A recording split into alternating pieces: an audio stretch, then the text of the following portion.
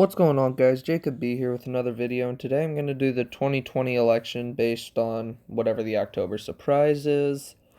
If you don't know, the October surprise is, that news story that comes out right before the election that it shocks everybody. In 2016, we had two. We had the Access Hollywood tape that came out against Donald Trump talking about how he likes to sexually assault women. And then we had the FBI come out against Hillary Clinton saying that there's possible criminal misconduct here. Now, the first scenario I'm going to talk about is if Biden collapses at the debates. The debates really aren't viewed that much at all, or I guess they are viewed by some, but only about a third of the electorate watches them. So Biden will still win the base of at least, whereas other electoral votes that are pretty much free Democrat. Hawaii is a pretty much free Democratic votes.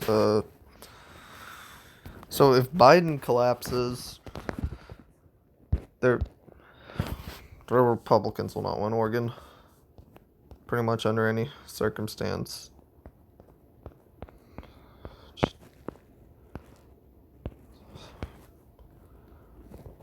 Right now, I'm just filling in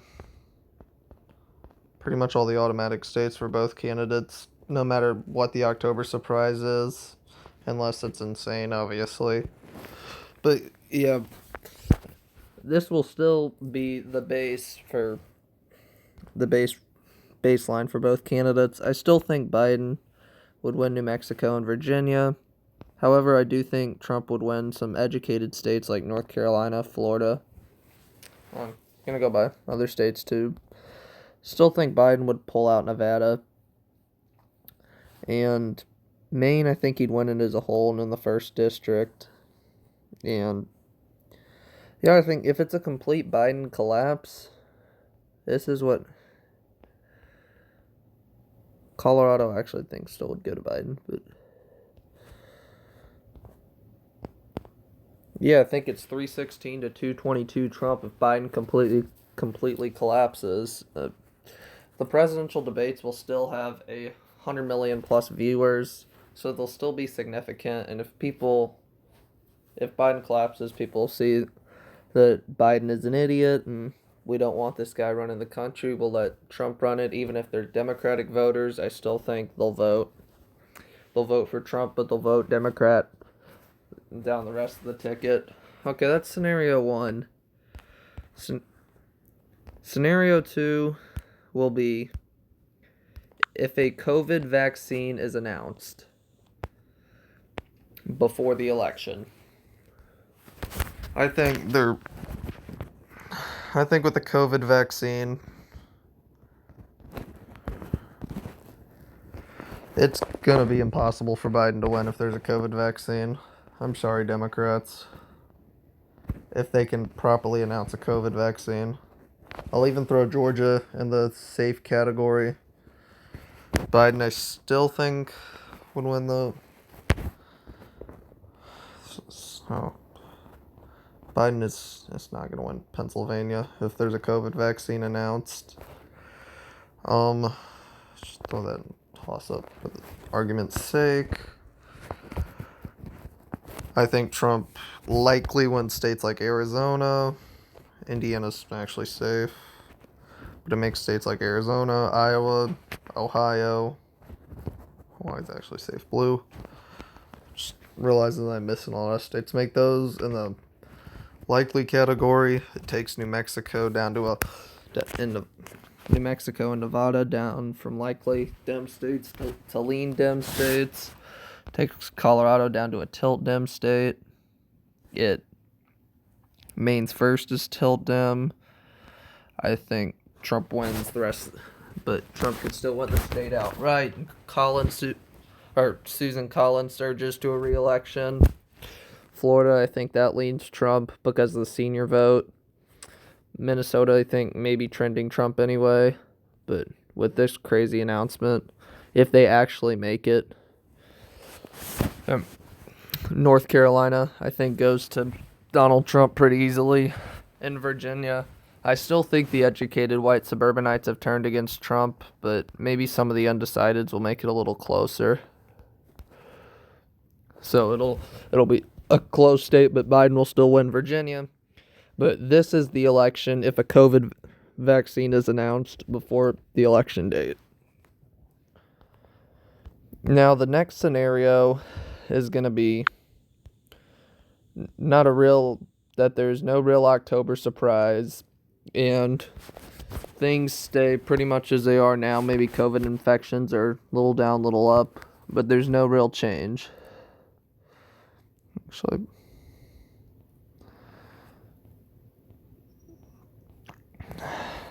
New Hampshire, I'm just going to fill it in now. I think Biden wins that.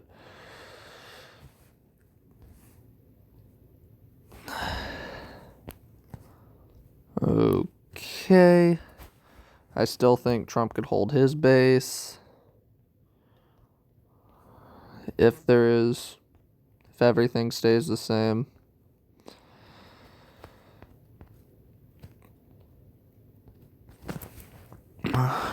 Okay.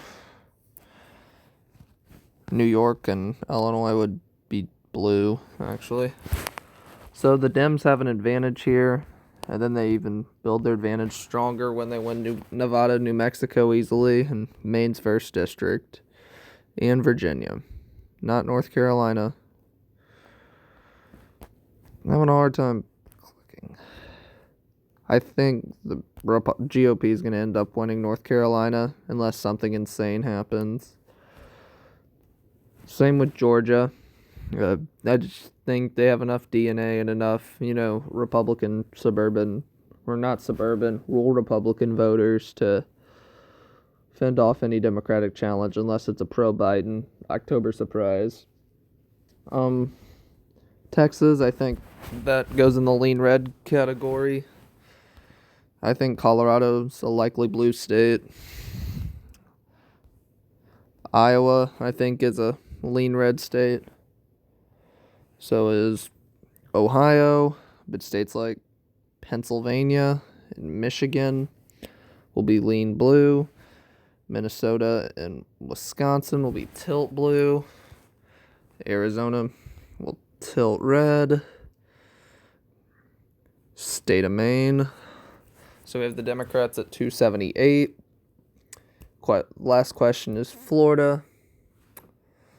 If everything stays the same, I think enough senior voters are against Trump to give that to Biden. So it'd be 307, 231 if everything stays the same. The next electoral or October surprise, and this will be the final one, is if somehow things get way worse, there's a complete economic depression, and we're all going to hell in a handbasket, and even some parts of Trump's quote-unquote 40% start to leave. Let's just start filling it in.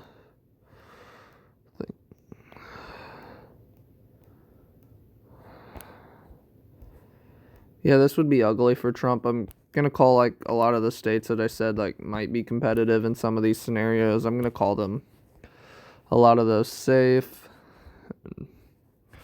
Still think Trump would win some of these. Actually, Kansas, I'm going to put likely. Utah, I think Trump would hold. Trump would not win Illinois, obviously. He hasn't won Illinois in any of these scenarios. He wouldn't win New York. Alaska, I think he would hold. I think he would win the Deep South. And Indiana, I'm going to say he'd still probably win that. Missouri, I'm going to say he'd probably win that too. So Democrats are already at 223 for a base, and I think they're going to go right to the upper Midwest. Bang, they're at 269, and now they're going to get Minnesota too. West Virginia, I forgot to put in the Trump column. Now let's start analyzing the rest of these states.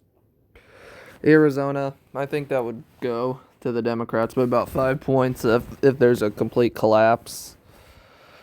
Texas, I don't know if there's enough Democratic vote to. I mean, we have a lot of rednecks down here, but we also have a lot of, people in the Dallas suburbs, the Austin suburbs that generally vote Republican, but probably won't this time. They're more moderate. I think there's enough there for Biden to win if there's a complete collapse. Iowa, that's tough. It's going to be worse than the 2018 midterms, which the Republicans won the governorship by a close margin. Yeah, I think the Dems probably win Iowa. Ohio, I think the Dems will probably just keep their mouths shut. They'll post attack ads against Trump, and I think that'll be enough to narrowly pull out Ohio. North Carolina, it's a lean state. This would be a lean state if there's a complete economic depression. And yeah, I think people would be there.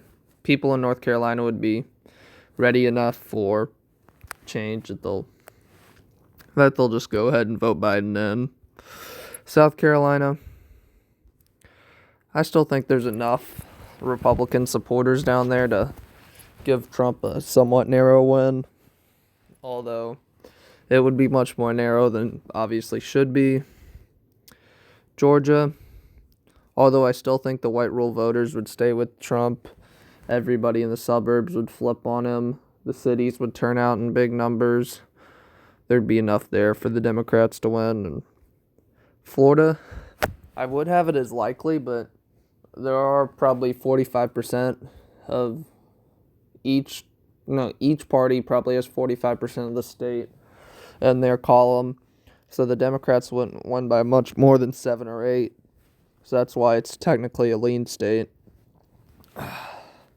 But yeah, this is the electoral map. If there's a complete economic depression, Democrats win by over 400 electoral votes, and they obviously gain 10, 15 seats in the House, gain 10 in the Senate, and win with a map like this.